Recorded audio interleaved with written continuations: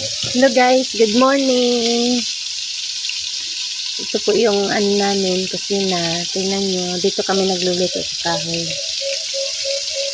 Kasi ito lang po yung lutuan namin. Nagpuprito ako ng tamban guys. Ayan.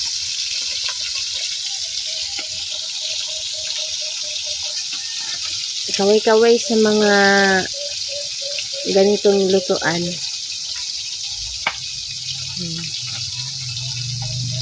Ito guys yung next kong lulutuin. Linis na yan.